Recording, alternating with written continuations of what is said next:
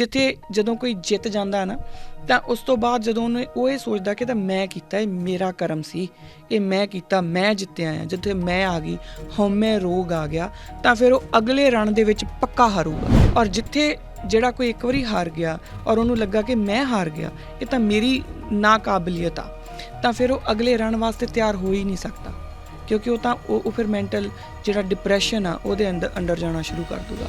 उसनों अपने उत्ते self doubt होना शुरू हो जाऊगा कि मैं किद्दां कर सकदा है। जदों असीं हुक्म दे विच होवांगे तां हार होई, पहली जंग दे विच मेरी हार होई है या जित होई है, उसका कोई फर्क नहीं पैंदा।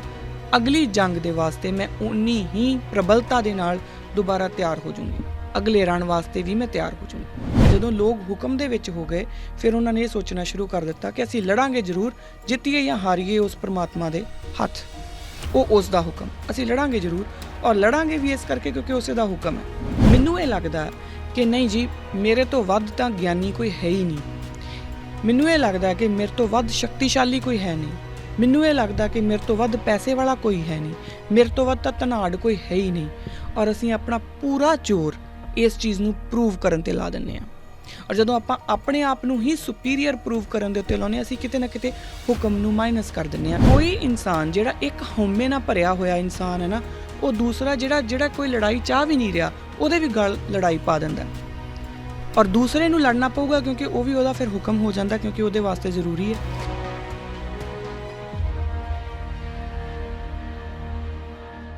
ਵਾਹਿਗੁਰੂ ਜੀ ਕਾ ਖਾਲਸਾ, ਵਾਹਿਗੁਰੂ ਜੀ ਕੀ ਫਤਿਹ। ਕਿਰਦਾਰੇ ਖਾਲਸਾ ਦੇ ਅੱਜ ਦੇ ਇਸ ਐਪੀਸੋਡ ਦੇ ਵਿੱਚ ਮੈਂ ਕਿਰਨਪ੍ਰੀਤ ਕੌਰ ਆਪ ਸਭ ਦਾ ਬਹੁਤ-ਬਹੁਤ ਸਵਾਗਤ ਕਰਦੀ ਹਾਂ। ਪਿਛਲੇ ਐਪੀਸੋਡ ਦੇ ਵਿੱਚ ਅਸੀਂ ਗੱਲ ਕਰ ਰਹੇ ਸੀਗੇ ਹੁਕਮ ਮੰਨਣ ਦੀ। ਆਪਾਂ ਇਹ ਗੱਲ ਕਰ ਰਹੇ ਸੀਗੇ ਕਿ ਗੁਰੂ ਅੰਗਦ ਦੇਵ ਮਹਾਰਾਜ ਦੀ ਜਿਹੜਾ ਲਾਈਫ ਦਾ ਸਾਨੂੰ ਇੱਕ ਨਿਯਮ ਜੋ ਸਿਖਾਉਂਦੀ ਹੈ, ਜੋ ਉਹਨਾਂ ਦੀ ਲਾਈਫ ਦੇ ਵਿੱਚੋਂ ਨਿਕਲ ਕੇ ਆਉਂਦਾ ਔਰ ਜੋ ਗੁਰਬਾਣੀ ਦੇ ਆਧਾਰ ਦੇ ਉੱਤੇ, ਗੁਰਬਾਣੀ ਦੀ ਕਸਵੱਟੀ ਦੇ ਉੱਤੇ ਪੂਰੀ ਤਰ੍ਹਾਂ ਨਾਲ ਖਰਾ ਉਤਰਦਾ, ਉਹ ਹੈ ਹੁਕਮ ਮੰਨਣਾ। ਗੁਰੂ ਅੰਗਦ ਦੇਵ ਪਾਤਸ਼ਾਹ ਸਾਨੂੰ ਆਪਣੇ ਜੀਵਨ ਕਾਲ ਦੇ ਵਿੱਚ ਅਲੱਗ-ਅਲੱਗ ਘਟਨਾਵਾਂ ਦੇ ਜ਼ਰੀਏ ਸਾਨੂੰ ਦੱਸਦੇ ਨੇ ਕਿ ਹੁਕਮ ਕਿੱਦਾਂ ਮੰਨਿਆ ਜਾ ਸਕਦਾ ਔਰ ਕਿੰਨੇ ਬੇਸ ਲੈਵਲ ਤੱਕ ਮੰਨਿਆ ਜਾ ਸਕਦਾ। ਕਿ ਜਦੋਂ ਅਸੀਂ ਇੱਕ ਵਾਰੀ ਕਿਸੇ ਨੂੰ ਗੁਰੂ ਧਾਰ ਲਿਆ, ਉਸ ਤੋਂ ਬਾਅਦ ਫਿਰ ਕਿੰਤੂ ਪਰੰਤੂ ਕਿਤੇ ਨਹੀਂ ਰਹਿ ਜਾਂਦੀ। ਉਸ ਤੋਂ ਬਾਅਦ ਆਪਾਂ ਕਿੰਤੂ ਪਰੰਤੂ ਨਹੀਂ ਕਰ ਸਕਦੇ। ਹਾਂ, ਗੁਰੂ ਧਾਰਨ ਤੋਂ ਪਹਿਲਾਂ ਤੁਹਾਡੇ ਕੋਲ ਖੁੱਲ੍ਹ ਹੈ, ਜਿੰਨਾ ਮਰਜ਼ੀ ਤੁਸੀਂ ਕਿੰਤੂ ਪਰੰਤੂ ਕਰਕੇ ਸਮਝ ਸਕਦੇ ਹੋ, ਪਰ ਇੱਕ ਵਾਰੀ ਆਪਾਂ ਗੁਰੂ ਧਾਰ ਲਿਆ ਤਾਂ ਫਿਰ ਹੁਕਮ ਜੋ ਗੁਰੂ ਦਾ ਜੋ ਬਚਨ ਹੈ, ਜੋ ਗੁਰੂ ਦੀ ਬਾਣੀ ਹੈ, ਉਹ ਸਾਡੇ ਲਈ ਲਫ਼ਜ਼ ਬਾ ਲਫ਼ਜ਼ ਹੁਕਮ ਹੈ ਔਰ ਉਹਨੂੰ ਐਜ਼ ਇਟ ਇਜ਼ ਹੀ ਮੰਨਾਂਗੇ। ਉਹਦੇ ਵਿੱਚ ਫਿਰ ਕਿੰਤੂ ਨਹੀਂ ਕੀਤੀ ਜਾ ਸਕਦੀ। ਜਿੱਥੇ ਉਦੋਂ ਕਿੰਤੂ ਹੋਊਗੀ ਉਹ ਫਿਰ ਸਾਡੇ ਲਈ ਉਹ ਬੇਈਮਾਨੀ ਦਾ ਇੱਕ ਸਬੂਤ ਹੋ ਜਾਊਗਾ। ਅੱਜ ਦੇ ਐਪੀਸੋਡ ਦੇ ਵਿੱਚ ਆਪਾਂ ਗੱਲ ਕਰਨੀ ਹੈ ਮੱਲ ਅਖਾੜਿਆਂ ਦੀ ਔਰ ਪਹਿਲੇ ਸਿੱਖ ਵਿੱਦਿਅਕ ਅਦਾਰਿਆਂ ਦੀ ਜੋ ਗੁਰੂ ਅੰਗਦ ਦੇਵ ਪਾਤਸ਼ਾਹ ਸ਼ੁਰੂ ਕਰਦੇ ਨੇ। ਉਹ ਕੀ ਨੇ, ਉਹ ਕਿਵੇਂ ਸ਼ੁਰੂ ਕਰਦੇ ਨੇ ਔਰ ਇਹ ਕਿਸ ਤਰੀਕੇ ਨਾਲ ਹੁਕਮ ਦੇ ਨਾਲ ਅਟੈਚਡ ਹੈ, ਇਹਨੂੰ ਆਪਾਂ ਅੱਜ ਸਮਝਾਂਗੇ। ਥੋੜ੍ਹਾ ਜਿਹਾ ਅੱਗੇ ਹੋਰ ਵਿਸਤਾਰ ਹੋਊਗਾ। ਹੁਣ ਪਿਛਲੇ ਐਪੀਸੋਡ ਵਿੱਚ ਆਪਾਂ ਜੋ ਗੱਲ ਕੀਤੀ ਸੀਗੀ ਹੁਕਮ ਮੰਨਣ ਦੀ, ਇਸ ਦੀ ਸਭ ਤੋਂ ਸਰਲ ਉਦਾਹਰਣ ਕੀ ਹੋ ਸਕਦੀ ਹੈ। ਆਪਾਂ ਜਰਾ ਆਪਣੇ ਆਪ ਨੂੰ ਸੋਚੀਏ ਜਾਂ ਪੁੱਛੀਏ ਕਿ ਜਦੋਂ ਆਪਾਂ ਕਹਿੰਦੇ ਹਾਂ ਕਿ ਹੁਕਮ ਮੰਨਣਾ, ਅਤੇ ਇਹਦੀ ਸਭ ਤੋਂ ਸਰਲ ਉਦਾਹਰਣ ਕੀ ਹੋ ਸਕਦੀ ਹੈ, ਸਭ ਤੋਂ ਬੇਸ ਲੈਵਲ ਦੇ ਉੱਤੇ ਉਦਾਹਰਣ ਕੀ ਹੋ ਸਕਦੀ ਹੈ। ਉਹ ਇਹ ਹੋ ਸਕਦੀ ਹੈ ਕਿ ਜਿਸ ਤਰੀਕੇ ਦੀ ਅਵਸਥਾ ਤੁਹਾਡੀ ਹੈ ਉਹਨੂੰ ਐਜ਼ ਇਟ ਇਜ਼ ਮੰਨ ਲਿਆ ਜਾਵੇ, ਉਸ ਨੂੰ ਸਮਝ ਲਿਆ ਜਾਵੇ ਕਿ ਮੇਰੇ ਗੁਰੂ ਦਾ ਹੁਕਮ ਇਹੀ ਹੈ, ਮੈਂ ਮਿਹਨਤ ਕਰਦੀ ਹਾਂ, ਮੈਨੂੰ ਫਲ ਮਿਲਦਾ ਹੈ ਜਾਂ ਨਹੀਂ ਮਿਲਦਾ ਉਹ ਮੇਰੇ ਗੁਰੂ ਦੇ ਹੁਕਮ ਦੇ ਵਿੱਚ ਹੈ। ਮੇਰਾ ਕਰਮ ਹੈ ਹਲ ਵਾਹੁਣਾ। ਗੁਰੂ ਨਾਨਕ ਪਾਤਸ਼ਾਹ ਦਾ ਕਰਮ ਜਿਹੜਾ ਹੈ ਉਸ ਟਾਈਮ 'ਤੇ ਉਹ ਹਲ ਵਾਹ ਕੇ ਸਾਨੂੰ ਦਿਖਾ ਰਹੇ ਨੇ ਕਿ ਮੈਂ ਹਲ ਵਾਹਤਾ। ਮੋਦੀਖਾਨੇ ਦੇ ਵਿੱਚ ਉਹ ਆਪਣਾ ਕੰਮ ਕਰ ਰਹੇ ਨੇ, ਕਿਤੇ ਵੀ ਉਹ ਇਹ ਨਹੀਂ ਕਹਿੰਦੇ ਕਿ ਮੈਂ ਹੁਣ ਇਹਦੀ ਆਊਟਕਮ ਨੂੰ ਵੀ ਕੰਟਰੋਲ ਕਰੂੰਗਾ। ਕਿਤੇ ਵੀ ਇਹ ਨਹੀਂ ਕਹਿੰਦੇ ਕਿ ਮੈਂ ਹਲ ਵਾਹੁਣਾ ਸ਼ੁਰੂ ਕਰਤਾ ਅਤੇ ਇੱਥੇ ਜਿਹੜੀ ਮੈਂ ਫਸਲ ਬੀਜੀ ਆ ਉਹ ਇਹੋ ਜਿਹੀ ਹੀ ਹੋਊਗੀ, ਕਿਤੇ ਵੀ ਇਹ ਨਹੀਂ ਕਹਿੰਦੇ। ਉਹ ਆਪਣੇ ਕਰਮ ਦਾ ਜੋ ਸਾਡਾ ਨਿਯਮ ਹੈ ਉਹ ਗੁਰੂ ਨਾਨਕ ਪਾਤਸ਼ਾਹ ਪਹਿਲੇ ਜਾਮੇ ਵਿੱਚ ਹੀ ਦ੍ਰਿੜ ਕਰਾ ਦਿੰਦੇ ਨੇ। ਹੁਣ ਉਸ ਕਰਮ ਦੀ ਜੋ ਆਊਟਕਮ ਹੈ ਉਸ ਨੂੰ ਪਰਮਾਤਮਾ ਦਾ, ਉਸ ਨੂੰ ਅਕਾਲ ਪੁਰਖ ਦਾ ਹੁਕਮ ਮੰਨ ਕੇ ਕਿਵੇਂ ਉਸ ਨੂੰ ਆਪਣੇ ਅੰਦਰ ਬਿਠਾਉਣਾ ਹੈ ਉਹ ਸਾਨੂੰ ਗੁਰੂ ਅੰਗਦ ਦੇਵ ਪਾਤਸ਼ਾਹ ਦ੍ਰਿੜ ਕਰਾਉਂਦੇ ਨੇ। ਮੈਂ ਫਿਰ ਉੱਥੇ ਹੀ ਆਉਂਦੀ ਹਾਂ। ਆਪਾਂ ਜ਼ਰਾ ਧਿਆਨ ਨਾਲ ਸੋਚੀਏ ਕਿ ਹੁਕਮ ਮੰਨਣ ਦਾ ਜਿਹੜਾ ਸਭ ਤੋਂ ਸਰਲ ਉਦਾਹਰਣ ਹੋਊਗਾ ਉਹ ਕੀ ਹੋਊਗਾ। ਤਿੰਨ ਗੱਲਾਂ ਨੇ। ਪਹਿਲੀ ਗੱਲ, ਜਦੋਂ ਕੋਈ ਇਨਸਾਨ ਇਸ ਅਵਸਥਾ ਵਿੱਚ ਪਹੁੰਚ ਜਾਊਗਾ ਕਿ ਮੈਂ ਜੋ ਕੁਛ ਵੀ ਹੋ ਰਿਹਾ ਉਸ ਦੇ ਹੁਕਮ ਦੇ ਵਿੱਚ ਹੋ ਰਿਹਾ, ਜੋ ਕੁਛ ਵੀ ਹੋ ਰਿਹਾ ਉਸ ਦੇ ਹੁਕਮ ਤੋਂ ਬਾਹਰ ਕੁਛ ਵੀ ਨਹੀਂ ਹੈ ਨਾ, ਹੁਕਮੇ ਅੰਦਰ ਸਭ ਕੋ ਬਾਹਰ ਹੁਕਮ ਨਾ ਕੋਈ। ਜਦੋਂ ਅਸੀਂ ਇਹ ਮੰਨ ਲਵਾਂਗੇ ਫਿਰ ਸਾਨੂੰ ਮੌਤ ਜਾਂ ਜਨਮ ਦੋਵਾਂ ਦੀ ਸਾਨੂੰ ਕੋਈ ਬਹੁਤ ਜਿਹੜਾ ਇੱਕ ਅਗੇਨ ਮੈਂਟਲ ਹੈਲਥ ਜਾਂ ਇੱਕ ਡਿਪਰੈਸ਼ਨ ਵਾਲੀ ਸਥਿਤੀ ਵਿੱਚ ਆਪਾਂ ਚੱਲ ਜਾਂਦੇ ਹਾਂ, ਉੱਥੇ ਆਪਾਂ ਕਦੀ ਨਹੀਂ ਜਾਵਾਂਗੇ। ਸਾਨੂੰ ਹਾਰ ਅਤੇ ਜਿੱਤ ਦੋਨਾਂ ਲਈ ਤਿਆਰ ਹੋ ਜਾਵਾਂਗੇ ਆਪਾਂ, ਕਿਉਂਕਿ ਹਾਰ ਵੀ ਉਸੇ ਦੇ ਹੁਕਮ ਦੇ ਵਿੱਚ ਹੈ ਅਤੇ ਜਿੱਤ ਵੀ ਉਸੇ ਦੇ ਹੁਕਮ ਵਿੱਚ ਹੈ। ਮੇਰੇ ਹੱਥ 'ਚ ਕੀ ਸੀ? ਕਰਮ ਕਰਨਾ। ਦੋਨਾਂ ਹੀ ਸੂਰਤਾਂ ਵਿੱਚ ਅਸੀਂ ਇਹ ਗੱਲ ਯਕੀਨੀ, ਜਦੋਂ ਅਸੀਂ ਹਾਰ ਅਤੇ ਜਿੱਤ ਦੋਨਾਂ ਨੂੰ ਹੀ ਉਸ ਦਾ ਹੁਕਮ ਮੰਨਣਾ ਸ਼ੁਰੂ ਕਰ ਦਿਆਂਗੇ ਨਾ, ਫਿਰ ਅਸੀਂ ਅਗਲਾ ਸਟੈਪ ਜੋ ਹੈ ਉਹ ਇਹ ਹੈ ਕਿ ਦੋਨਾਂ ਹੀ ਸੂਰਤਾਂ ਦੇ ਵਿੱਚ ਹਾਰਿਆ ਹੋਇਆ ਬੰਦਾ ਜਾਂ ਜਿੱਤਿਆ ਹੋਇਆ ਬੰਦਾ ਦੋਨੋਂ ਸਾਡੇ ਵਾਸਤੇ ਸੇਮ ਹੋਣਗੇ। ਸਾਡੇ ਲਈ ਕੋਈ ਵੀ ਇੰਪੋਰਟੈਂਟ ਜਾਂ ਕੋਈ ਵੀ ਘੱਟ ਇੰਪੋਰਟੈਂਟ ਨਹੀਂ ਹੋਊਗਾ। ਯਾਨੀ ਕਿ ਇੱਕ ਇਕੁਅਲ ਸਮਾਜ ਜਿਹੜਾ ਉਹ ਸਿਰਜਿਆ ਜਾਊਗਾ। ਜੋ ਗਰੀਬ ਆ ਅਸੀਂ ਉਹਨੂੰ ਫੇਲੀਅਰ ਨਹੀਂ ਵੇਖਾਂਗੇ, ਜੋ ਅਮੀਰ ਆ ਉਸਨੂੰ ਅਸੀਂ ਅਚੀਵਰ ਨਹੀਂ ਵੇਖਾਂਗੇ। ਇਸ ਟਾਈਮ 'ਤੇ ਜਿਹੜੀ ਆਪਾਂ ਅੱਜ ਕੱਲ੍ਹ ਬਾਰ-ਬਾਰ ਗੱਲ ਕਰਦੇ ਹਾਂ ਕਿ ਜਿਹੜੇ ਨੇਤਾ ਲੋਕ ਨੇ ਉਹ ਸਾਡੇ ਕੋਲ ਜਦੋਂ ਫਾਈਨਲੀ ਆਉਂਦੇ ਆ ਤਾਂ ਫਿਰ ਸਾਨੂੰ ਸਾਡੀਆਂ ਵੋਟਾਂ ਖਰੀਦ ਜਾਂਦੇ। ਉਹ ਕਿਉਂ ਖਰੀਦ ਜਾਂਦੇ ਆ? ਕਿਉਂ ਉਹ ਸਾਡੇ ਨਾਲ ਇੰਨਾ ਬੁਰਾ ਬਿਹੇਵੀਅਰ ਕਰਨ ਤੋਂ ਬਾਅਦ ਵੀ ਆਪਾਂ ਉਹਨਾਂ ਦੇ ਆਫਿਸ ਦੇ ਵਿੱਚ ਜਾਈਏ, ਜਰਾ ਸੋਚ ਕੇ ਦੇਖਿਓ ਕਿ ਸਾਡੇ 'ਚੋਂ ਕਿੰਨੇ ਆਮ ਲੋਕ ਨੇ ਜਿਹੜੇ ਕਿਸੇ ਨੇਤਾ ਦੇ ਦਫ਼ਤਰ ਦੇ ਵਿੱਚ ਜਾਣ ਅਤੇ ਉਹਨਾਂ ਨੂੰ ਕੁਰਸੀ ਮਿਲੂਗੀ। ਕਿੰਨੇ ਆਮ ਲੋਕ ਨੇ? ਨੇਤਾ ਜੀ ਸਾਡੀ ਗੱਲ ਵੀ ਨਹੀਂ ਸੁਣਦੇ। ਪਰ ਅਸੀਂ ਕੀ ਕਰਦੇ ਹਾਂ ਕਿ ਜਦੋਂ ਨੇਤਾ ਜੀ ਸਾਡੇ ਘਰ ਆਉਂਦੇ, ਔਰ ਸਾਨੂੰ ਪਤਾ ਹੁੰਦਾ ਕਿ ਸਾਨੂੰ ਇਹਨਾਂ ਨੇ ਕੁੱਟਿਆ ਆ, ਮਾਰਿਆ ਆ, ਲੁੱਟਿਆ ਆ, ਸਭ ਕੀਤਾ ਆ, ਪਰ ਜਦੋਂ ਸਾਡੇ ਘਰ ਆਉਂਦੇ ਨਾ ਫਿਰ ਅਸੀਂ ਕਹਿੰਦੇ ਹਾਂ ਅਸੀਂ ਸਾਰੇ ਘਰ ਨੂੰ ਕੰਮ 'ਤੇ ਲਾ ਦਿੰਦੇ ਹਾਂ, ਤੂੰ ਪਕੌੜੇ ਬਣਾਓ ਬਈ, ਚਾਹ ਲਿਆਓ ਬਈ। ਉਹ ਕਿਉਂ ਆ? ਕਿਉਂ ਸਾਨੂੰ ਲੱਗਦਾ ਹੈ ਕਿ ਨੇਤਾ ਜੀ ਇਸ ਇੱਜ਼ਤ ਦੇ ਹੱਕਦਾਰ ਨੇ? ਕਿਉਂਕਿ ਸਾਨੂੰ ਲੱਗਦਾ ਕਿ ਉਹ ਇੱਕ ਵੱਡਾ ਬੰਦਾ ਆ, ਉਹ ਇੱਕ ਅਚੀਵਰ ਆ। ਸਾਨੂੰ ਉਸ ਨੇਤਾ ਦੇ ਨਾਲ ਕੋਈ ਪ੍ਰੋਬਲਮ ਨਹੀਂ। ਜਰਾ ਆਪਣੇ ਦਿਮਾਗ ਸੋਚ ਕੇ ਦੇਖਿਓ, ਜੇ ਆਪਣੇ ਆਪ ਨੂੰ ਘੋਖ ਕੇ ਦੇਖਿਓ ਕਿ ਕੋਈ ਵੀ, ਔਰ ਚਲੋ ਨੇਤਾ ਜੀ ਨੂੰ ਛੱਡ ਦਿਓ, ਕਿਸੇ ਫਿਲਮ ਇੰਡਸਟਰੀ ਦੇ ਕਿਸੇ ਬੰਦੇ ਜਾਂ ਫਿਲਮ ਦਾ ਕੋਈ ਹੀਰੋ ਜਾਂ ਸਿੰਗਰ, ਉਹਨਾਂ ਬਾਰੇ ਸੋਚ ਲਿਓ।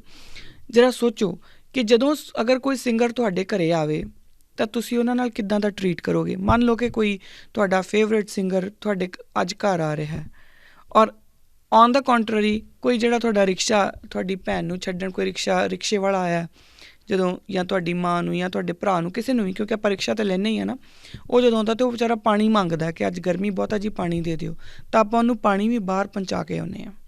ਸਿੰਗਰ ਨੇ ਸਾਡਾ ਐਸਾ ਕੀ ਕੀਤਾ ਅਤੇ ਉਸ ਰਿਕਸ਼ੇ ਵਾਲੇ ਨੇ ਸਾਡਾ ਐਸਾ ਕੀ ਨਹੀਂ ਕੀਤਾ ਕਿ ਰਿਕਸ਼ੇ ਵਾਲੇ ਨੂੰ ਤਾਂ ਆਪਾਂ ਬਾਹਰੋਂ ਮੋੜਤਾ, ਅਤੇ ਪਰ ਸਿੰਗਰ ਨੂੰ ਅਸੀਂ ਅੰਦਰ ਤੱਕ ਲੈ ਕੇ ਗਏ, ਬਕਾਇਦਾ ਉਹਦੀ ਆਰਤੀ ਨਹੀਂ ਉਤਾਰੀ, ਬਾਕੀ ਸਾਰਾ ਕੁਛ ਕਰ ਲਿਆ।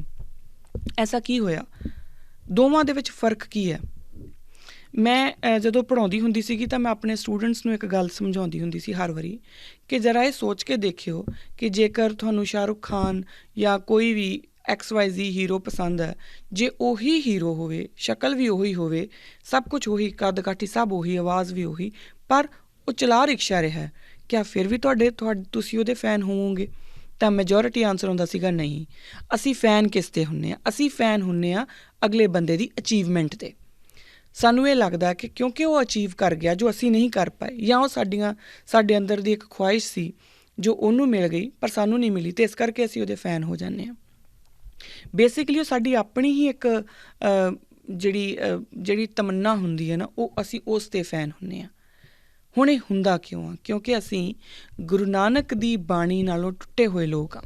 ਜੇਕਰ ਅਸੀਂ ਗੁਰੂ ਨਾਨਕ ਦੀ ਬਾਣੀ ਦੇ ਨਾਲ ਜੁੜੇ ਹੋਏ ਲੋਕ ਹੁੰਦੇ ਨਾ, ਤਾਂ ਫਿਰ ਬਕਾਇਦਾ ਇੱਦਾਂ ਹੀ ਹੋਣਾ ਸੀ ਜਿੱਦਾਂ ਜਦੋਂ ਨਵਾਬੀ ਮਿਲਣੀ ਹੈ ਸਰਦਾਰਾਂ ਨੂੰ, ਤਾਂ ਉਹਨਾਂ ਨੂੰ ਨਵਾਬੀ ਮਿਲਣ ਵਾਸਤੇ ਆਉਂਦੀ ਕਿ ਨਵਾਬ ਤੁਸੀਂ ਲਓ ਜੀ, ਔਰ ਸਾਡੇ ਨਾਲ ਸੁਲ੍ਹਾ ਕਰ ਲਿਓ, ਮੁਗਲ ਕਰਦੇ ਨੇ ਇੱਦਾਂ।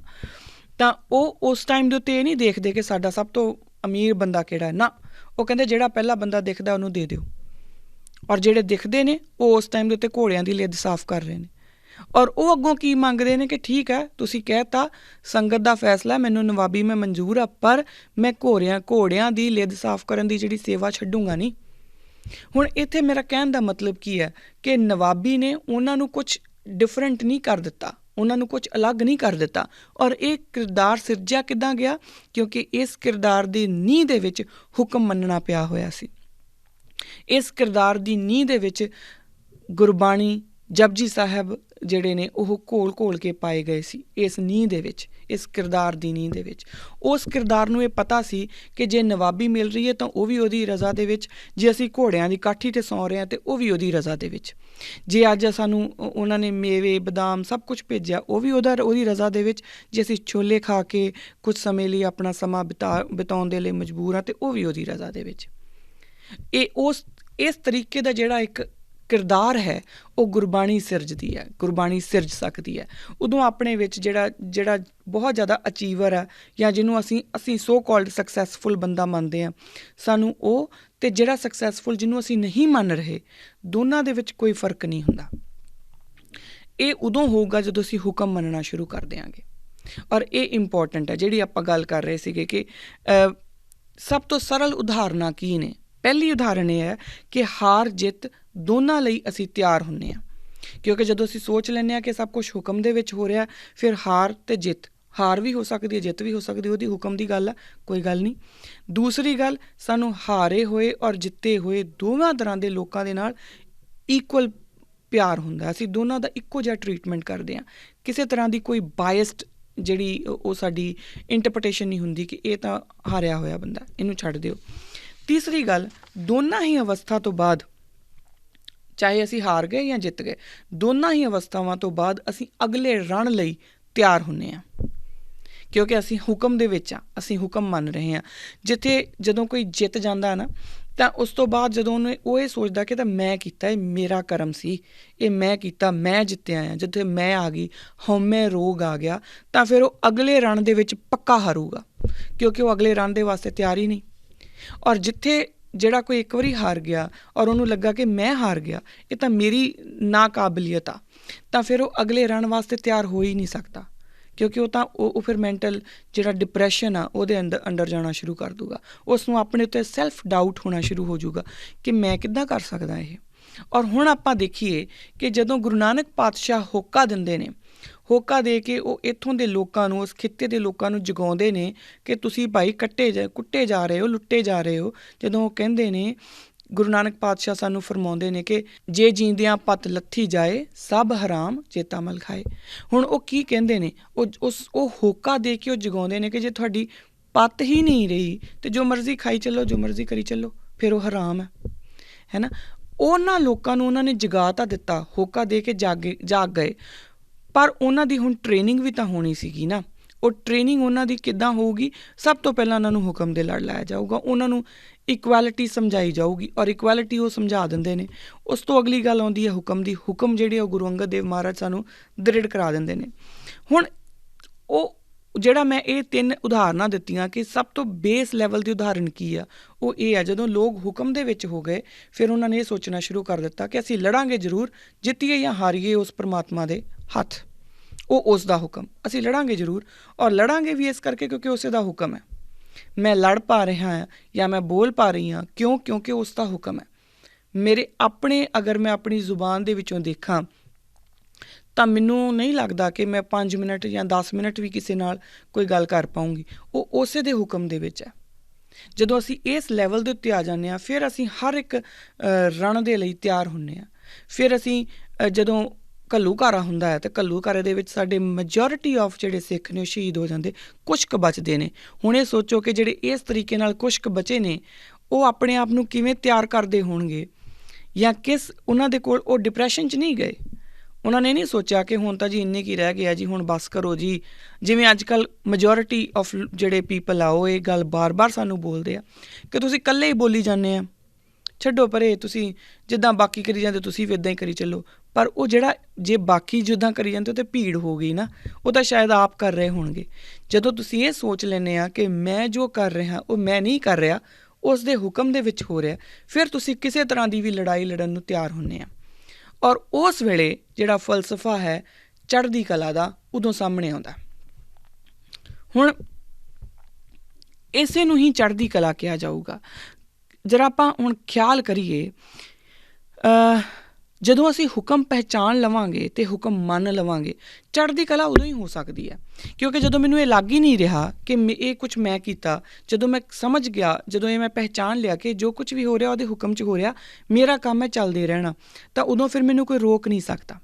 ਉਦੋਂ ਫਿਰ ਮੈਂ ਚੜ੍ਹਦੀ ਕਲਾ 'ਚ ਹੀ ਹੋਊਂਗਾ। ਉਦੋਂ ਕਦੇ ਵੀ ਇਹ ਨਹੀਂ ਹੋਊਗਾ ਕਿ ਮੈਂ ਨਿਰਾਸ਼ਾ 'ਚ ਹੋ ਜਾ, ਕਿਉਂਕਿ ਜੇ ਜਿੱਤ ਮੇਰੀ ਨਹੀਂ ਤਾਂ ਹਾਰ ਵੀ ਮੇਰੀ ਨਹੀਂ, ਜੇ ਹਉਮੈ ਮੇਰੀ ਨਹੀਂ ਤਾਂ ਨਿਰਾਸ਼ਾ ਵੀ ਮੇਰੀ ਨਹੀਂ, ਹੈ ਨਾ। ਜੇ ਮੇਰੇ ਵਿੱਚ ਬਹੁਤ ਈਗੋ ਨਹੀਂ ਆਈ ਤਾਂ ਮੇਰੇ 'ਚ ਡਿਪਰੈਸ਼ਨ ਵੀ ਨਹੀਂ ਆਇਆ।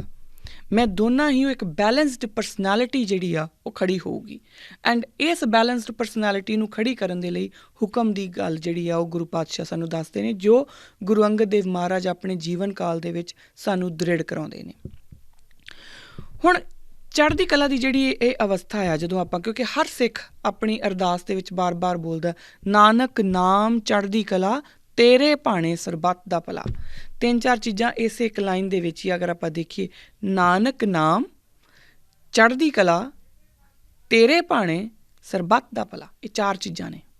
ਖੈਰ ਇਹਨੂੰ ਆਪਾਂ ਡਿਟੇਲ ਦੇ ਵਿੱਚ ਆਪਾਂ ਉਦੋਂ ਦੇਖਾਂਗੇ ਜਦੋਂ ਅਸੀਂ ਇਸ ਲਾਈਨ ਤੱਕ ਪਹੁੰਚਾਂਗੇ ਅਰਦਾਸ ਦੀ ਗੱਲ ਕਰਦੇ ਹੋਏ, ਉਦੋਂ ਆਪਾਂ ਡਿਟੇਲ ਦੇ ਵਿੱਚ ਦੇਖਾਂਗੇ। ਅੱਜ ਜਿਹਦੇ ਉੱਤੇ ਆਪਾਂ ਕੰਮ ਕਰ ਰਹੇ ਹਾਂ ਉਹ ਸਿਰਫ ਆਪਾਂ ਕੰਮ ਕਰ ਰਹੇ ਹਾਂ ਕਿ ਚੜ੍ਹਦੀ ਕਲਾ ਦੇ ਉੱਤੇ। ਚੜ੍ਹਦੀ ਕਲਾ ਕਿੱਦਾਂ ਹੈ?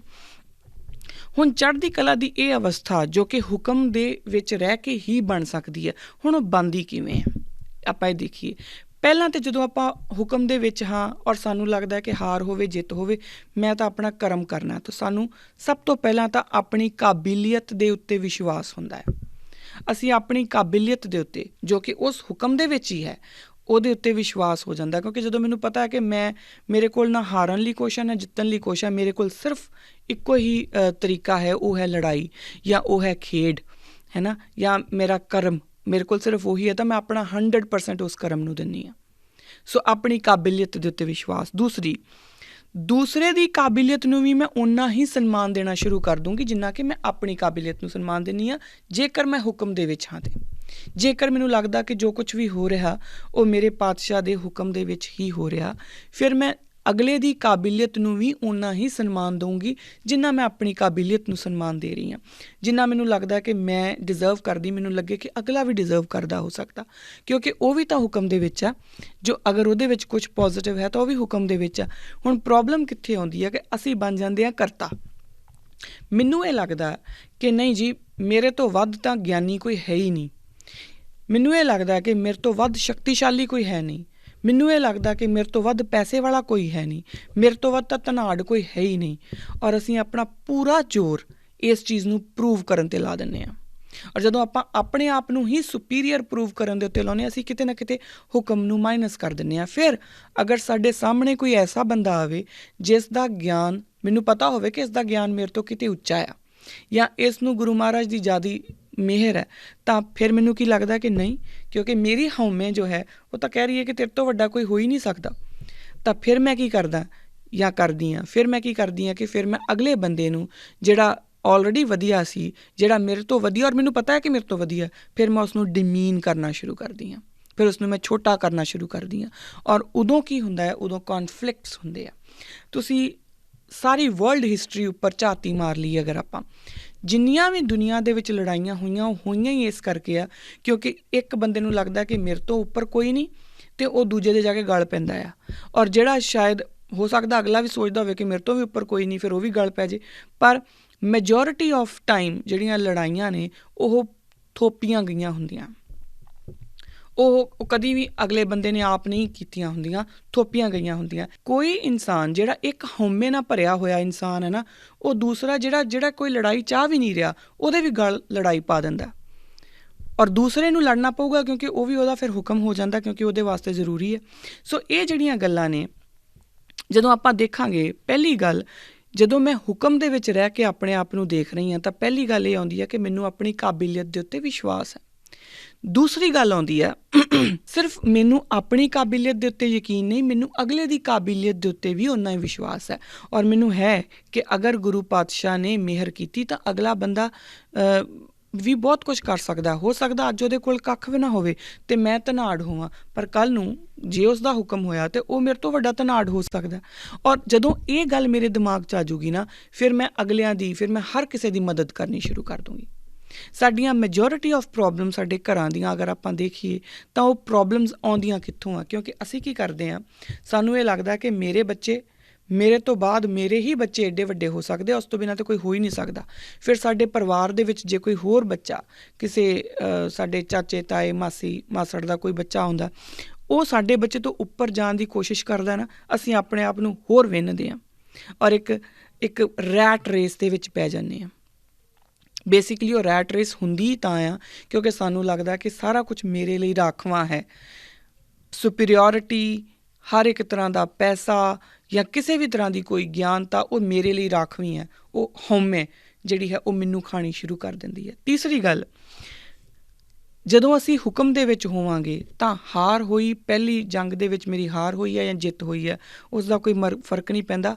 ਅਗਲੀ ਜੰਗ ਦੇ ਵਾਸਤੇ ਮੈਂ ਉਨੀ ਹੀ ਪ੍ਰਬਲਤਾ ਦੇ ਨਾਲ ਦੁਬਾਰਾ ਤਿਆਰ ਹੋ ਜਾਊਂਗੀ, ਅਗਲੇ ਰਣ ਵਾਸਤੇ ਵੀ ਮੈਂ ਤਿਆਰ ਹੋ ਜਾਊਂਗੀ। ਇਹ ਹੈ ਉਦੋਂ ਇਹ ਅਵਸਥਾ ਉਦੋਂ ਬਣਦੀ ਹੈ ਜਦੋਂ ਅਸੀਂ ਹੁਕਮ ਦੇ ਵਿੱਚ ਹਾਂ, ਜਦੋਂ ਅਸੀਂ ਚੜ੍ਹਦੀ ਕਲਾ ਵਾਲੀ ਅਵਸਥਾ ਦੇ ਵਿੱਚ ਹਾਂ। ਹੁਣ ਗੁਰੂ ਨਾਨਕ ਪਾਤਸ਼ਾਹ ਨੇ ਇਹਨਾਂ ਲੋਕਾਂ ਨੂੰ ਜਗਾ ਦਾ ਦਿੱਤਾ, ਹੁੱਕਾ ਦੇ ਕੇ ਜਗਾ ਦਿੱਤਾ। ਹੁਣ ਉਹਨਾਂ ਦੀ ਤਨ ਅਤੇ ਮਨ ਦੋਨਾਂ ਦੀ ਟ੍ਰੇਨਿੰਗ ਚਾਹੀਦੀ ਹੈ, ਕਿਉਂਕਿ ਜਿਹੜੀ ਚੜ੍ਹਦੀ ਕਲਾ ਦੀ ਅਵਸਥਾ ਜਿਹਦੇ ਬਾਰੇ ਆਪਾਂ ਗੱਲ ਕਰ ਚੁੱਕੇ, ਕਿਉਂਕਿ ਹੁਕਮ ਮੰਨ ਲਿਆ, ਹੁਕਮ ਮੰਨ ਕੇ ਅਗਲੀ ਜਿਹੜੀ ਗੱਲ ਆਉਣੀ ਹੈ ਟ੍ਰੇਨਿੰਗ ਦੀ। ਕਿਉਂਕਿ ਚੜ੍ਹਦੀ ਕਲਾ ਅਗਰ ਆਪਾਂ ਧਿਆਨ ਨਾਲ ਦੇਖੀਏ ਨਾ ਤਾਂ ਇੱਕ ਮਨੋ ਵਿਗਿਆਨਿਕ ਅਵਸਥਾ ਹੈ, ਇੱਕ ਮਨੋ ਅਵਸਥਾ ਹੈ, ਤੁਹਾਡੀ ਇੱਕ ਅੰਦਰੂਨੀ ਅਵਸਥਾ ਹੈ। ਉਸ ਅਵਸਥਾ ਤੱਕ ਪਹੁੰਚਣ ਲਈ ਸਾਡੇ ਮਨ ਦੀ ਟ੍ਰੇਨਿੰਗ ਵੀ ਜ਼ਰੂਰੀ ਸੀ ਅਤੇ ਸਾਡੇ ਤਨ ਦੀ ਟ੍ਰੇਨਿੰਗ ਵੀ ਜ਼ਰੂਰੀ ਸੀ। ਹੁਣ ਮਨ ਦੀ ਟ੍ਰੇਨਿੰਗ ਤਾਂ ਕਰਨੀ ਹੈ ਗੁਰਬਾਣੀ ਨੇ ਔਰ ਗੁਰੂ ਸਿੱਖਿਆ ਨੇ, ਤਾਂ ਹੀ ਤਾਂ ਆਪਾਂ ਔਰ ਗੁਰੂ ਸਿੱਖਿਆ ਗੁਰਬਾਣੀ ਹੀ ਹੈ। ਸਾਡੀ ਮਨ ਦੀ ਟ੍ਰੇਨਿੰਗ ਵਾਸਤੇ ਗੁਰੂ ਅੰਗਦ ਦੇਵ ਪਾਤਸ਼ਾਹ ਗੁਰਦੁਆਰਿਆਂ ਦੇ ਨਾਲ, ਗੁਰੂ ਘਰਾਂ ਦੇ ਨਾਲ ਬਕਾਇਦਾ ਪਹਿਲਾ ਸਿੱਖ ਵਿੱਦਿਅਕ ਅਦਾਰਾ ਸ਼ੁਰੂ ਕਰਦੇ ਨੇ ਪਾਠਸ਼ਾਲਾ ਦੇ ਰੂਪ ਦੇ ਵਿੱਚ, ਜਿੱਥੇ ਉਹ ਬਕਾਇਦਾ ਆਪਣੇ ਬੱਚਿਆਂ ਨੂੰ, ਜਿਹੜੇ ਸਿੱਖ ਬੱਚਿਆਂ ਨੂੰ, ਗੁਰਸਿੱਖ ਬੱਚਿਆਂ ਨੂੰ ਉਹ ਗੁਰਬਾਣੀ ਦਾ ਗਿਆਨ ਵੀ ਦਿੰਦੇ ਨੇ ਔਰ ਵੈਸੇ ਉਹਨਾਂ ਨਾਲ ਵਾਰਤਾਲਾਪ ਵੀ ਕਰਦੇ ਨੇ, ਉਹਨਾਂ ਨੂੰ ਗੁਰਮੁਖੀ ਵੀ ਸਿਖਾਉਂਦੇ ਨੇ। ਔਰ ਹੁਣ ਕਿਉਂਕਿ ਫਿਰ ਇਹ ਗੱਲ ਕੰਟਰਾਡਿਕਟਰੀ ਹੋ ਜੂਗੀ ਕਿ ਆਪਾਂ ਉੱਥੇ ਸੀ ਨਹੀਂ, ਪਤਾ ਨਹੀਂ ਹੋਰ ਕੀ ਸਿਖਾਉਂਦੇ ਨੇ, ਪਰ ਕਿਉਂਕਿ ਗੁਰਬਾਣੀ ਆਪਣੇ ਆਪ ਵਿੱਚ ਇੱਕ ਟੋਟੈਲਿਟੀ ਦੇ ਵਿੱਚ ਜੇਕਰ ਆਪਾਂ ਦੇਖੀਏ ਤਾਂ ਟੋਟੈਲਿਟੀ ਦੇ ਵਿੱਚ ਇਨਫੋਰਮੇਸ਼ਨ ਵੀ ਹੈ, ਨੌਲੇਜ ਵੀ ਹੈ, ਤਾਂ ਉਹ ਸਾਰਾ ਕੁਝ ਸਿਖਾ ਰਹੇ ਨੇ। ਉਹ ਪਹਿਲਾ ਸਿੱਖ ਵਿੱਦਿਅਕ ਅਦਾਰਾ ਗੁਰੂ ਪਾਤਸ਼ਾਹ ਜਦੋਂ ਸ਼ੁਰੂ ਕਰਦੇ ਨੇ ਉਹ ਸਾਡੇ ਮਨ ਦੇ ਲਈ ਹੈ। ਉਹ ਸਿੱਖਾਂ ਦੇ ਬੱਚਿਆਂ ਦੇ ਮਨਾਂ ਨੂੰ ਟ੍ਰੇਨ ਕਰਨ ਦੇ ਲਈ ਹੈ ਕਿ ਉਹਨਾਂ ਨੇ ਕਿਸ ਤਰੀਕੇ ਨਾਲ ਆਪਣੀ ਅਵਸਥਾ ਉਹ ਲੈ ਕੇ ਜਾਣੀ ਹੈ ਕਿ ਉਹ ਚੜ੍ਹਦੀ ਕਲਾ ਦੀ ਅਵਸਥਾ ਦੇ ਵਿੱਚ ਹਮੇਸ਼ਾ ਰਹਿਣ। ਹੁਣ ਅਗਰ ਅੱਜ ਆਪਾਂ ਦੇਖੀਏ ਤਾਂ ਅਸੀਂ ਆਪਣੀ ਮਰਜ਼ੀ ਨਾਲ ਕੀ ਕੀਤਾ ਕਿ ਅਸੀਂ ਗੁਰੂ ਘਰਾਂ ਦੇ ਨਾਲੋਂ ਪਾਠਸ਼ਾਲਾ ਕੱਟ ਦਿੱਤੀਆਂ, ਆਪਣੀ ਮਰਜ਼ੀ ਨਾਲ ਅਸੀਂ ਆਪਣੀ ਮਰਜ਼ੀ ਕੀਤੀ ਔਰ ਆਪਣੇ ਜਿਸ ਤਰੀਕੇ ਨਾਲ ਅਸੀਂ ਇਤਿਹਾਸਕ ਸਰੋਤ ਮਿਟਾਉਣੇ ਸ਼ੁਰੂ ਕਰ ਦਿੱਤੇ, ਇਤਿਹਾਸਿਕ ਇਮਾਰਤਾਂ ਤੋੜਨੀਆਂ ਸ਼ੁਰੂ ਕਰ ਦਿੱਤੀਆਂ, ਉਸੇ ਤਰੀਕੇ ਨਾਲ ਅਸੀਂ ਗੁਰੂ ਦਾ ਜਿਹੜਾ ਫਲਸਫਾ ਉਹ ਵੀ ਤੋੜਨਾ ਸ਼ੁਰੂ ਕਰ ਦਿੱਤਾ। ਗੁਰੂ ਪਾਤਸ਼ਾਹ ਨੇ ਸਾਨੂੰ ਪਾਠਸ਼ਾਲਾ ਨਾਲ ਦਿੱਤੀ ਸੀ, ਅਸੀਂ ਉਹ ਤੋੜ ਦਿੱਤੀ। ਖੈਰ, ਅਗਰ ਆਪਾਂ ਗੁਰੂ ਦਾ ਨਾਮ ਲੈਂਦੇ ਹਾਂ, ਜਦੋਂ ਅਸੀਂ ਗੁਰੂ ਅੰਗਦ ਪਾਤਸ਼ਾਹ ਦਾ ਨਾਮ ਲੈਂਦੇ ਹਾਂ ਹਰ ਵਾਰੀ ਅਰਦਾਸ ਦੇ ਵਿੱਚ, ਤਾਂ ਦੋ ਤਿੰਨ ਗੱਲਾਂ ਜਿਹੜੀਆਂ ਆਪਾਂ, ਕਿਉਂਕਿ ਆਪਾਂ ਇਹ ਗੱਲ ਕੀਤੀ ਹੈ ਕਿ ਜਿਵੇਂ ਜਿਵੇਂ ਅਰਦਾਸ ਦੇ ਵਿੱਚ ਸਾਡੇ ਸਾਹਮਣੇ ਨਾਮ ਆਉਂਦੇ ਨੇ ਨਾ, ਸਾਨੂੰ ਉਸ ਨਾਮ ਦੇ ਵਿੱਚ ਜੋ ਸਾਨੂੰ ਅਪਣਾਉਣਾ ਹੈ, ਉਸ ਨਾਮ ਦੇ ਵਿੱਚੋਂ ਉਹ ਦੇਖਣਾ ਪਊਗਾ, ਸਾਨੂੰ ਉਹ ਨਿਯਮ ਦੇਖਣੇ ਪੈਣਗੇ। ਤਾਂ ਗੁਰੂ ਅੰਗਦ ਦੇਵ ਪਾਤਸ਼ਾਹ ਦਾ ਜਦੋਂ ਨਾਮ ਆਵੇ ਤਾਂ ਅਸੀਂ ਇਹ ਦੇਖ ਲਿਆ ਕਰੀਏ ਕਿ ਇੱਕ ਪਹਿਲਾ ਰੂਲ ਤਾਂ ਜੈਂਡਰ ਇਕੁਐਲਿਟੀ ਦਾ ਸੀਗਾ, ਦੂਸਰਾ ਰੂਲ ਹੁਕਮ ਦਾ ਸੀਗਾ, ਤੀਸਰਾ ਰੂਲ ਜਿਹੜਾ ਉਹ ਦਿੰਦੇ ਨੇ ਉਹ ਇਹ ਨੇ ਕਿ ਹਰ ਇੱਕ ਗੁਰੂ ਘਰ ਗੁਰਦੁਆਰੇ ਦੇ ਨਾਲ ਪਾਠਸ਼ਾਲਾ ਦਾ ਹੋਣਾ ਜ਼ਰੂਰੀ ਹੈ। ਹੁਣ ਅੱਜ ਕੱਲ੍ਹ ਦਾ ਜਿਸ ਤਰੀਕੇ ਨਾਲ ਮਾਹੌਲ ਹੈ, ਕਿਉਂਕਿ ਮੈਂ ਅਗਰ ਇੱਥੇ ਹਾਂ ਤਾਂ ਮੈਨੂੰ ਨਹੀਂ ਪਤਾ ਕਿ ਮੈਂ ਕਿੱਦਾਂ ਕੰਮ ਕਰ ਸਕਦੀ ਹਾਂ, ਪਰ ਸਾਨੂੰ ਗੁਰੂ ਪਾਤਸ਼ਾਹ ਦਾ ਇਹ ਜਿਹੜਾ ਫਲਸਫਾ ਹੈ ਇਹਨੂੰ ਜੀਂਦੇ ਰੱਖਣ ਦੇ ਲਈ ਸਾਨੂੰ ਬਹੁਤ ਜ਼ਰੂਰੀ ਹੈ ਕਿ ਅਸੀਂ ਸਿੱਖੀ ਦੇ ਮਹਿਲ ਉਸਾਰੀਏ। ਹੁਣ ਸਿੱਖੀ ਦੇ ਮਹਿਲ ਜਿਹੜੇ ਉਸਾਰੇ ਜਾਣੇ ਨੇ ਨਾ, ਉਹ ਇੱਕ ਪਿੰਡ ਦੇ ਵਿੱਚ 5 ਗੁਰਦੁਆਰਿਆਂ ਦੇ ਨਾਲ ਨਹੀਂ ਉਸਾਰੇ ਜਾਣੇ, ਇੱਕ ਮੁਹੱਲੇ ਦੇ ਵਿੱਚ 2 ਗੁਰਦੁਆਰਿਆਂ ਦੇ ਨਾਲ ਨਹੀਂ ਉਸਾਰੇ ਜਾਣੇ। ਸਿੱਖੀ ਦੇ ਮਹਿਲ ਉਸਾਰੇ ਜਾਣੇ ਨੇ ਉਹ ਛੋਟੇ ਬੱਚੇ ਜੋ ਸਾਡੇ ਆਉਣ ਵਾਲਾ ਭਵਿੱਖ ਨੇ, ਅਸੀਂ ਉਹਨਾਂ ਨੂੰ ਸਾਂਭ ਲਈਏ। ਉਹਨਾਂ ਨੂੰ ਸਾਂਭਿਆ ਕਿੱਦਾਂ ਜਾ ਸਕਦਾ? ਗੁਰੂ ਪਾਤਸ਼ਾਹ ਦੀ ਦਿੱਤੀ ਹੋਈ ਪਾਠਸ਼ਾਲਾ ਦਾ ਫਲਸਫਾ ਨਾਲ ਲੈ ਕੇ ਉਹ ਕਿੱਦਾਂ ਕਰ ਸਕਦੇ ਹਾਂ? ਆਪਾਂ ਸਾਰੇ ਇਸ ਨੂੰ ਅਗਰ ਧਿਆਨ ਨਾਲ ਦੇਖੀਏ ਔਰ ਕੋਸ਼ਿਸ਼ ਕਰੀਏ ਤਾਂ ਸ਼ਾਇਦ ਆਪਾਂ ਕਰ ਲਵਾਂਗੇ। ਇਹ ਕੋਈ ਬਹੁਤੀ ਵੱਡੀ ਗੱਲ ਨਹੀਂ। ਹਰ ਇੱਕ ਬੰਦਾ ਆਪਣੇ ਆਪਣੇ ਪਿੰਡ ਤੋਂ, ਜਿੱਥੋਂ ਵੀ ਤੁਸੀਂ ਆਉਂਦੇ ਹੋ, ਉਸ ਦੇ ਵਿੱਚ ਸਿਰਫ 2 ਬੱਚੇ ਗੋਦ ਲੈ ਲਏ। ਗੋਦ ਦਾ ਮਤਲਬ ਇਹ ਕਿ ਉਹਨਾਂ ਨੂੰ ਅਡੋਪਟ ਕਰ ਲਿਆ। ਜ਼ਰੂਰੀ ਨਹੀਂ ਕਿ ਮੈਂ ਨਹੀਂ ਕਹਿ ਰਹੀ ਕਿ ਤੁਸੀਂ ਆਪਣੀ ਜਾਇਦਾਦ 'ਚੋਂ ਹਿੱਸਾ ਦਿਓ ਉਹਨਾਂ ਨੂੰ, ਬਿਲਕੁਲ ਨਹੀਂ। 2 ਬੱਚੇ ਆਪਣੇ ਆਪਣੇ ਪਿੰਡ 'ਚੋਂ ਲੈ ਲਈਏ ਆਪਾਂ ਔਰ ਇਹ ਸੋਚ ਲਈਏ ਕਿ ਉਹ ਗੁਰੂ ਅੰਗਦ ਦੇਵ ਪਾਤਸ਼ਾਹ ਦੀ ਪਾਠਸ਼ਾਲਾ ਦੇ ਬੱਚੇ ਨੇ ਔਰ ਗੁਰੂ ਅੰਗਦ ਦੇਵ ਮਹਾਰਾਜ ਦਾ ਹੁਕਮ ਹੋਇਆ ਹੈ ਸਾਨੂੰ ਕਿ ਇਸ ਪਾਠਸ਼ਾਲਾ ਦੇ 2 ਬੱਚਿਆਂ ਨੂੰ ਅਸੀਂ ਪੜ੍ਹਾਉਣਾ। ਯਕੀਨ ਮੰਨਿਆ ਜੇ ਕਿ ਅਸੀਂ ਅਗਰ ਅਸੀਂ ਡੋਮੀਨੋਜ਼ ਦਾ ਪੀਜ਼ਾ ਲੈ ਕੇ ਆਉਂਦੇ ਹਾਂ ਨਾ, ਤਾਂ ਉਸ ਪੀਜ਼ਾ ਦਾ ਸਾਨੂੰ, ਮੈਨੂੰ ਲੱਗਦਾ ਕਿ 25 ਪਾਊਂਡ ਤਾਂ ਆਮ ਹੀ ਬਣ ਜਾਂਦਾ ਹੈ। 1 ਮਹੀਨੇ ਦੇ ਵਿੱਚ 2 ਡੋਮੀਨੋਜ਼ ਦੇ ਪੀਜ਼ਾ ਅਗਰ ਆਪਾਂ ਨਾ ਖਾਈਏ ਤਾਂ ਮੈਨੂੰ ਲੱਗਦਾ ਕਿ ਆਪਾਂ ਉੱਥੇ ਜਿਹੜੇ 2 ਬੱਚੇ ਨੇ ਨਾ ਉਹਨਾਂ ਨੂੰ ਬੜੇ ਆਰਾਮ ਦੇ ਨਾਲ ਉਹਨਾਂ ਦਾ ਮਹੀਨੇ ਦਾ ਖਰਚਾ ਬਣ ਸਕਦੇ ਹਾਂ। ਅਸੀਂ ਸਿਰਫ 2 ਬੱਚੇ ਆਪਾਂ ਆਪਣੇ, ਔਰ ਕਿਸੇ ਕੋਲ ਅਗਰ 2 ਬੱਚਿਆਂ ਦੀ ਨਹੀਂ ਤਾਂ 1 ਬੱਚਾ, ਪਰ ਅਸੀਂ ਉਹ ਪਾਠਸ਼ਾਲਾ ਦਾ ਜਿਹੜਾ ਇੱਕ ਪਰੰਪਰਾ ਹੈ ਜੋ ਗੁਰੂ ਅੰਗਦ ਦੇਵ ਮਹਾਰਾਜ ਨੇ ਸਾਨੂੰ ਦਿੱਤੀ ਹੈ, ਅਸੀਂ ਉਹਨੂੰ ਆਪਣੇ ਨਾਲ ਰੱਖੀਏ, ਅਸੀਂ ਉਹਨੂੰ ਜਿੰਦਾ ਰੱਖੀਏ। ਔਰ ਅਸੀਂ ਗੁਰੂ ਅੰਗਦ ਦੇਵ ਪਾਤਸ਼ਾਹ ਦਾ ਜਦੋਂ ਨਾਮ ਲੈਂਦੇ ਹਾਂ ਅਰਦਾਸ ਦੇ ਵਿੱਚ, ਤਾਂ ਮੇਰੇ ਦਿਮਾਗ ਦੇ ਵਿੱਚ, ਮੇਰੇ ਜ਼ਿਹਨ ਦੇ ਵਿੱਚ ਇਹ ਗੱਲ ਜ਼ਰੂਰ ਆਵੇ ਕਿ ਕਿਆ ਮੈਂ ਪਾਤਸ਼ਾਹ ਦੀ ਦਿੱਤੀ ਹੋਈ ਪਾਠਸ਼ਾਲਾ ਜਿਹੜੀ ਆ ਉਹ ਨਿਭਾ ਰਹੀ ਹਾਂ। ਔਰ ਸਿਰਫ 2 ਬੱਚੇ ਅਗਰ ਅਸੀਂ ਆਪਣੇ ਪਿੰਡਾਂ ਦੇ ਵਿੱਚੋਂ ਐਸੇ ਕੱਢ ਲਈਏ ਜਿਹੜੇ ਬ੍ਰਿਲੀਅੰਟ ਹੋਣ, ਇਹ ਨਹੀਂ ਰੈਂਡਮਲੀ ਨਹੀਂ, ਇਹ ਨਹੀਂ ਕਿ ਤੁਸੀਂ ਆਪਣੇ ਸਰਪੰਚ ਸਾਹਿਬ ਨੂੰ ਫੋਨ ਕਰੋਗੇ ਸਰਪੰਚ ਸਾਹਿਬ ਅਸੀਂ 2 ਬੱਚੇ ਸਪੋਂਸਰ ਕਰਨੇ, ਫਿਰ ਜਿਹੜੇ ਸਰਪੰਚ ਸਾਹਿਬ ਨੂੰ ਵੋਟਾਂ ਪਾਉਂਦੇ ਆ ਉਹ ਉਹਨਾਂ ਨੂੰ ਦੱਸ ਦੇਣਗੇ, ਨਾ ਇੱਦਾਂ ਨਹੀਂ। 2 ਬੱਚੇ ਜੋ ਬ੍ਰਿਲੀਅੰਟ ਨੇ, ਅਗਰ ਤੁਸੀਂ ਉਹਨਾਂ ਨੂੰ ਖੇਡਾਂ ਵਾਲੇ ਬੱਚੇ, ਤੁਸੀਂ ਖੁਦ ਖਿਡਾਰੀ ਹੋ ਜਾਂ ਤੁਹਾਡਾ ਝੁਕਾਵ ਖੇਡਾਂ ਵਾਲੇ ਪਾਸੇ ਹੈ, 2 ਬੱਚੇ ਜੋ ਵਧੀਆ ਖੇਡ ਸਕਦੇ ਨੇ ਉਹ ਕੱਢ ਲਓ, ਤੁਸੀਂ ਉਹਨਾਂ ਦੀ ਖੁਰਾਕ ਲਗਾ ਦਿਓ ਕਿ ਉਹਨਾਂ ਨੂੰ ਅਸੀਂ ਖੇਡਾਂ ਦੇ ਵਿੱਚ ਅੱਗੇ ਲੈ ਕੇ ਜਾਣਾ, ਔਰ ਉਹਨਾਂ ਦੀ ਉਂਗਲ ਫੜ ਕੇ ਉਹਨਾਂ ਬੱਚਿਆਂ ਨੂੰ ਬਕਾਇਦਾ ਓਲੰਪਿਕਸ ਤੱਕ ਲੈ ਕੇ ਜਾਓ। ਫਿਰ ਜੇ ਤੁਹਾਡਾ ਰੁਝਾਨ ਜਿਹੜਾ ਉਹ ਪੜ੍ਹਾਈ ਵੱਲ ਹੈ, ਤੁਸੀਂ 2 ਬੱਚੇ ਅਡੋਪਟ ਕਰ ਲਿਓ ਆਪਣੇ ਪਿੰਡ ਦੇ ਵਿੱਚ, ਔਰ ਨਾਮ ਹੀ ਰੱਖੋ ਗੁਰੂ ਅੰਗਦ ਦੇਵ ਪਾਠਸ਼ਾਲਾ। ਇਸ ਪੂਰੀ ਮੁਹਿੰਮ, ਇਹਨੂੰ ਇੱਕ ਮੁਹਿੰਮ ਖੜੀ ਕਰੀਏ ਔਰ ਮੁਹਿੰਮ ਦਾ ਨਾਮ ਹੀ ਗੁਰੂ ਅੰਗਦ ਦੇਵ ਪਾਠਸ਼ਾਲਾ ਰੱਖ ਲਈਏ।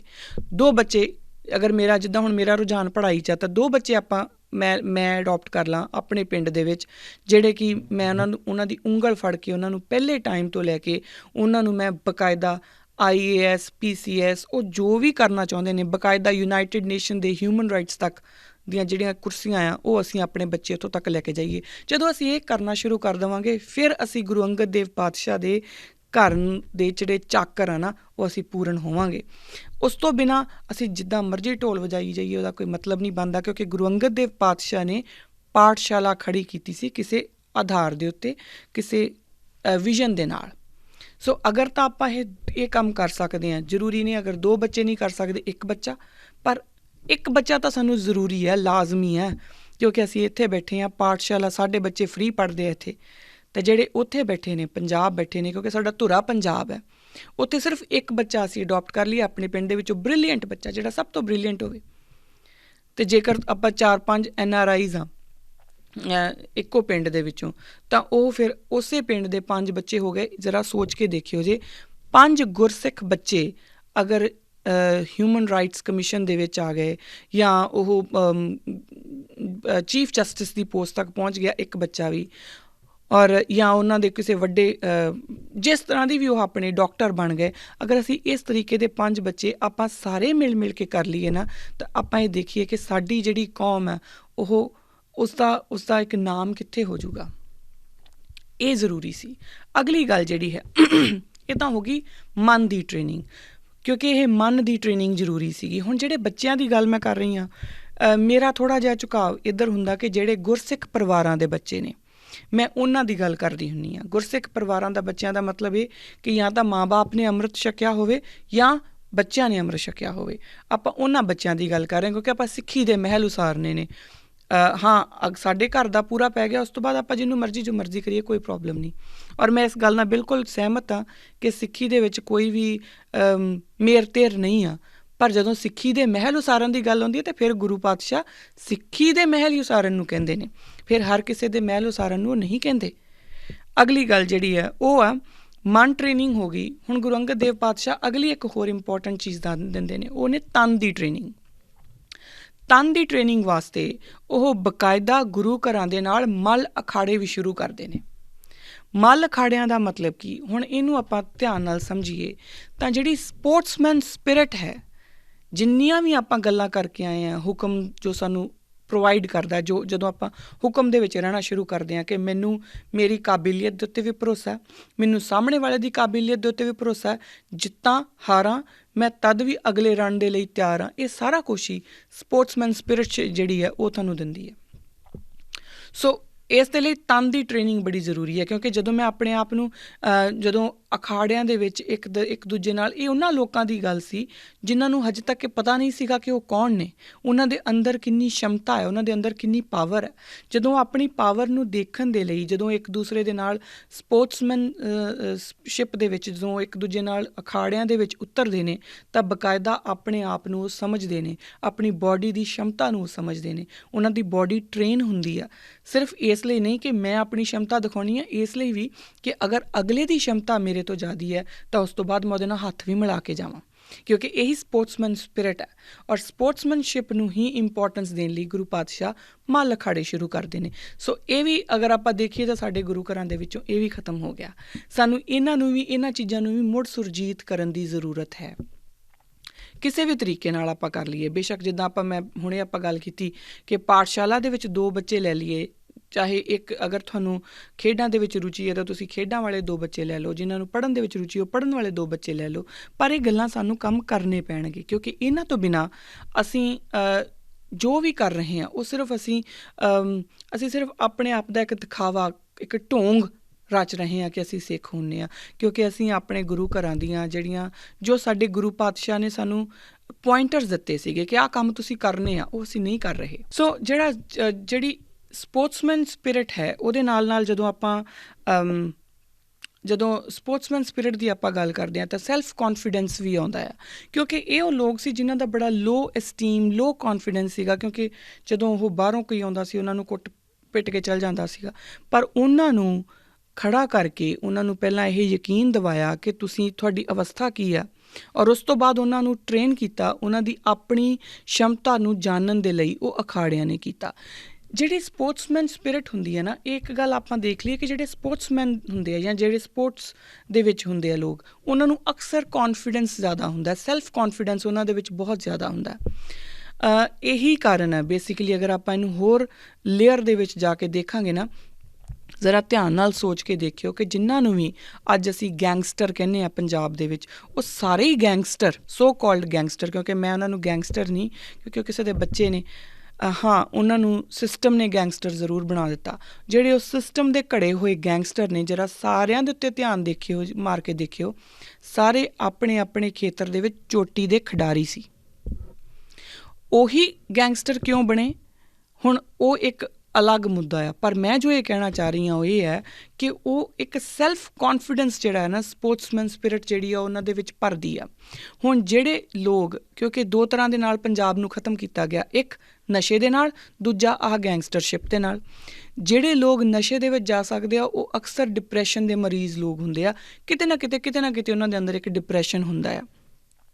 ਜਿਹੜੇ ਡਿਪਰੈਸ਼ਨ ਵੱਲ ਨਹੀਂ ਜਾ ਸਕੇ, ਜਾਂ ਜਿਹੜੇ ਸਪੋਰਟਸ ਦੇ ਵਿੱਚ ਆਪਣੇ ਆਪ ਦੇ ਵਿੱਚ ਉਹ ਬਹੁਤ ਵਧੀਆ ਹੰਡੇ ਹੋਏ ਸੀ, ਉਹਨਾਂ ਦੇ ਵਿੱਚ ਸੈਲਫ ਕੌਨਫੀਡੈਂਸ ਇੰਨਾ ਸੀਗਾ ਕਿ ਉਹਨਾਂ ਨੂੰ ਨਸ਼ੇ ਵਿੱਚ ਨਹੀਂ ਸੀ ਪਾਇਆ ਜਾ ਸਕਦਾ। ਫਿਰ ਉਹਨਾਂ ਨੂੰ ਕਿੱਦਾਂ ਖ਼ਤਮ ਕੀਤਾ ਗਿਆ? ਉਹਨਾਂ ਦੇ ਸੈਲਫ ਕੌਨਫੀਡੈਂਸ ਨੂੰ ਵਰਤ ਕੇ, ਉਹਨਾਂ ਨੂੰ ਇਸ ਤਰੀਕੇ ਨਾਲ ਦਿਖਾ ਕੇ ਕਿ ਦੇਖੋ ਤੁਸੀਂ ਤਾਂ ਬੜੇ ਯੋਧੇ ਆ, ਅਤੇ ਉਹਨਾਂ ਦਾ ਜਿਹੜਾ ਸੈਲਫ ਕੌਨਫੀਡੈਂਸ ਆ, ਜੋ ਉਹ ਬੱਚੇ ਜਿਹੜੇ ਸਪੋਰਟਸ ਦੇ ਵਿੱਚ ਇੰਨੇ ਵਧੀਆ ਸੀਗੇ, ਅਗਰ ਉਹ ਕਿਸੇ ਅੱਛੀ ਪੋਸਟ 'ਤੇ ਪਹੁੰਚਦੇ ਤਾਂ ਸ਼ਾਇਦ ਉਹ ਕੁਛ ਕਰ ਸਕਦੇ ਸੀ। ਉਹਨਾਂ ਨੂੰ ਗੈਂਗਸਟਰ ਵਾਦ ਵੱਲ ਜਿਹੜਾ ਉਹਨਾਂ ਨੂੰ ਧੱਕ ਦਿੱਤਾ ਗਿਆ, ਔਰ ਉਹਦੇ ਵਿੱਚ ਬੜੀਆਂ ਅਲੱਗ-ਅਲੱਗ ਤਰੀਕੇ ਦੀਆਂ ਜਿਹੜੀਆਂ ਚੀਜ਼ਾਂ ਉਹ ਵਿੱਚ ਸਾਹਮਣੇ ਆਈਆਂ। ਖੈਰ ਉਹ ਇੱਕ ਡਿਫਰੈਂਟ ਮੁੱਦਾ ਹੈ। ਮੇਰਾ ਅੱਜ ਦਾ ਜੋ ਆਪਣਾ ਵਿਸ਼ਾ ਉਹ ਇੰਨਾ ਕਿ ਆਪਾਂ ਉੱਥੇ ਜੇ ਰਹੀਏ ਕਿ ਜਿਹੜਾ ਕੌਨਫੀਡੈਂਸ ਹੈ ਉਹ ਸਪੋਰਟਸਮੈਨ ਸਪਿਰਿਟ ਦੇ ਨਾਲ ਹੀ ਆ ਸਕਦਾ, ਔਰ ਸਪੋਰਟਸਮੈਨ ਸਪਿਰਿਟ ਆ ਸਕਦੀ ਹੈ ਹੁਕਮ ਮੰਨਣ ਦੇ ਨਾਲ। ਔਰ ਇਹ ਆਉਂਦੀ ਹੈ ਕਿਉਂਕਿ ਤੁਹਾਡੀ ਮਨ ਔਰ ਤਨ ਦੋਨੋਂ ਟ੍ਰੇਨ ਹੋ ਜਾਂਦੇ ਆ। ਸੋ ਗੁਰੂ ਪਾਤਸ਼ਾਹ ਦੇ ਜਿਹੜੇ ਮੱਲ ਅਖਾੜੇ ਸ਼ੁਰੂ ਕਰਨਾ ਸੀ, ਉਹ ਕੋਈ ਰੈਂਡਮ ਡਿਸੀਜਨ ਨਹੀਂ ਸੀਗਾ, ਕਿ ਇਹ ਨਹੀਂ ਸੀਗਾ ਕਿ ਉਹਨਾਂ ਦਾ ਦਿਲ ਕੀਤਾ ਕਿ ਚਲੋ ਅੱਜ ਕੁਸ਼ਤੀ ਵੇਖੀਏ ਤਾਂ ਉਹਨਾਂ ਨੇ ਅਖਾੜੇ ਸ਼ੁਰੂ ਕਰ ਦਿੱਤੇ। ਨਹੀਂ, ਬਕਾਇਦਾ ਇਹ ਯੁੱਧ ਨੀਤੀ ਦਾ ਇੱਕ ਪਲਾਨ ਸੀ। ਗੁਰੂ ਪਾਤਸ਼ਾਹ ਨੇ ਇੱਕ ਯੁੱਧ ਨੀਤੀ ਦੇ ਤਹਿਤ ਜਿਹੜਾ ਹੈ ਪਾਠਸ਼ਾਲਾਵਾਂ ਔਰ ਮੱਲ ਅਖਾੜੇ ਖੜੇ ਕੀਤੇ, ਔਰ ਆਪਾਂ ਇਹਨਾਂ ਦੋਨਾਂ ਨੂੰ ਹੀ ਵਿਸਾਰ ਦਿੱਤਾ। ਔਰ ਫਿਰ ਅਸੀਂ ਗੱਲ ਕਰਦੇ ਹਾਂ ਆਪਣੇ ਰਾਜ ਦੀ। ਰਾਜ ਆਪਣਾ ਤਦ ਤੱਕ ਨਹੀਂ ਹੋ ਸਕਦਾ ਜਦ ਤੱਕ ਅਸੀਂ ਉਸਦੇ ਪਾਤਰ ਨਹੀਂ ਬਣਦੇ, ਜਦ ਤੱਕ ਅਸੀਂ ਆਪਣੀ ਕੈਪੇਬਿਲਿਟੀ, ਆਪਣੀ ਐਬਿਲਿਟੀ ਸ਼ੋਅ ਨਹੀਂ ਕਰਦੇ ਉਸ ਪਰਮ ਪਿਤਾ ਪਰਮਾਤਮਾ ਨੂੰ ਕਿ ਅਸੀਂ ਏਬਲ ਹੈਗੇ ਹਾਂ, ਤਦ ਤੱਕ ਕੁਛ ਨਹੀਂ ਹੋ ਸਕਦਾ। ਸੋ ਅੱਜ ਦੀਆਂ ਜਿਹੜੀਆਂ ਮੇਰੀਆਂ ਇੰਨੀਆਂ ਕੀ ਬੇਨਤੀਆਂ ਪ੍ਰਵਾਨ ਕਰਨਾ। ਅਗਲਾ ਜਿਹੜਾ ਐਪੀਸੋਡ ਹੈ ਉਸ ਦੇ ਵਿੱਚ ਆਪਾਂ ਗੁਰਮੁਖੀ ਲਿਪੀ ਬਾਰੇ ਗੱਲ ਕਰਾਂਗੇ ਕਿ ਗੁਰਮੁਖੀ ਲਿਪੀ ਦਾ ਕੀ ਮਹੱਤਵ ਹੈ। ਗੁਰੂ ਅੰਗਦ ਦੇਵ ਪਾਤਸ਼ਾਹ ਨੇ ਸਾਨੂੰ ਜਦੋਂ ਗੁਰਮੁਖੀ ਲਿਪੀ ਨੂੰ ਇੱਕ ਤਰਤੀਬ ਦਿੰਦੇ ਨੇ ਤਾਂ ਉਸਦਾ ਕੀ ਮਹੱਤਵ ਹੈ, ਆਪਾਂ ਇਸ ਬਾਰੇ ਗੱਲ ਅਗਲੇ ਐਪੀਸੋਡ ਦੇ ਵਿੱਚ ਕਰਾਂਗੇ। ਮੇਰੇ ਕੋਲ ਕੋਈ ਵੀ ਗਲਤੀ ਹੋ ਗਈ ਹੋਵੇ, ਕੋਈ ਵੀ ਭੁੱਲ ਚੁੱਕ ਹੋ ਗਈ ਹੋਵੇ ਤਾਂ ਦੋਵੇਂ ਹੱਥ ਜੋੜ ਕੇ ਖਿਮਾ ਦੀ ਜਾਚ ਅੱਖਾਂ ਜੀ। ਬਹੁਤ ਵਾਰੀ ਮੈਂ ਕੁਝ ਐਸਾ ਕਈ ਵਾਰੀ ਕਹਿ ਵੀ ਜਾਂਦੀ ਹਾਂ ਜੋ ਸ਼ਾਇਦ ਮੈਨੂੰ ਲੱਗਦਾ ਉਸ ਤੋਂ ਬਾਅਦ ਸੋਚਣ ਤੋਂ ਲੱਗਦਾ ਕਿ ਨਹੀਂ ਬੋਲਣਾ ਚਾਹੀਦਾ ਸੀ, ਪਰ ਉਸ ਸਮੇਂ ਬੋਲਿਆ ਜਾਂਦਾ। ਸੋ ਅਗਰ ਮੇਰੇ ਕੋਲ ਕੋਈ ਗਲਤੀ ਹੋ ਜਾਏ ਜਾਂ ਤੁਹਾਡੇ ਮਨ ਨੂੰ ਕਿਤੇ ਕੋਈ ਠੇਸ ਪਹੁੰਚੇ ਤਾਂ ਮੈਨੂੰ ਮਾਫ਼ ਕਰਨਾ। ਅੱਜ ਦੀਆਂ ਮੇਰੀਆਂ ਇੰਨੀਆਂ ਕਿ ਬੇਨਤੀਆਂ ਕਬੂਲ ਕਰੋ। ਅਗਲੇ ਐਪੀਸੋਡ ਦੇ ਵਿੱਚ ਆਪਾਂ ਫਿਰ ਮਿਲਦੇ ਹਾਂ। ਵਾਹਿਗੁਰੂ ਜੀ ਕਾ ਖਾਲਸਾ, ਵਾਹਿਗੁਰੂ ਜੀ ਕੀ ਫਤਿਹ।